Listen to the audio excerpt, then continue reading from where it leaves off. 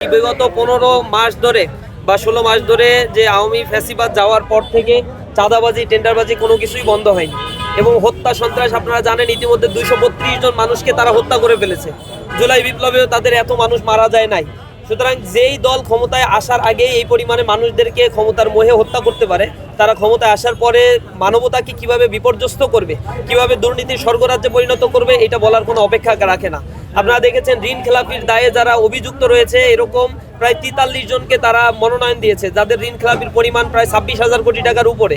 আব্দুল আল মিন্টু যিনি নির্বাচন করছেন বিএনপির হয়ে, তিনি তো নানা ধরনের অপকর্মের সাথেও জড়িত, বা আরও অনেকেই রয়েছে যারা ঋণ খেলাপির সাথে, দুর্নীতির সাথে, সন্ত্রাসের সাথে এগুলো জড়িত। আমরা আবার খবর পাচ্ছি বিভিন্নভাবে এই ঢাকা শহরের আসনগুলো যাতে দখল করা যায়, ভোট কেন্দ্র দখল করা যায়, এজন্য তারা সন্ত্রাসীদেরকে ভাড়া করছে। RICL TMX, যুগের পর যুগ স্থাপনা থাকে মজবুত। এবং যারা বিভিন্নভাবে আওয়ামী লীগের পতনের পরে জেলখানায় ছিল, কারাগারে ছিল, তাদেরকে জামিন করে নিয়ে আসছে। তাদের হাতে প্রচুর পরিমাণে অস্ত্র আছে। প্রশাসন পক্ষপাত দুষ্ট আচরণ করছে, তাদেরকে এখনো পর্যন্ত গ্রেপ্তার করছে না।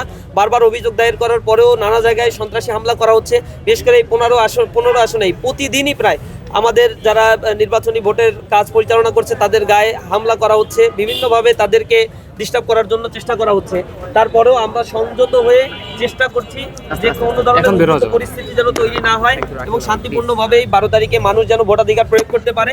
মানুষ তাদের যে অপকর্মগুলো প্র্যাকটিক্যালি দেখেছে, আওয়ামী ফ্যাসিবাদের আমল দেখেছে, এখন শুধুমাত্র দাঁড়িপাল্লার উপরেই সকলের আস্থা এবং দাঁড়িপাল্লার উপরেই জনগণ আস্থা রেখে আগামী দিনে দেশ এবং জাতি গঠনের সুযোগ তাদেরকে দিবে। এটা আমরা আশা করি যে এই পরিস্থিতি তৈরি হবে। এর পরিপ্রেক্ষিতেই জামাতে ইসলামের সম্মানিত আমির বলেছে যে জনগণ দুর্নীতির বিরুদ্ধে লাল কার্ড প্রদর্শন করবে, চাঁদাবাজ সন্ত্রাসের বিরুদ্ধে লাল কার্ড প্রদর্শন করবে। আর চাঁদাবাজ সন্ত্রাস কারা করছে এগুলো এখন প্রতিষ্ঠিত সত্য।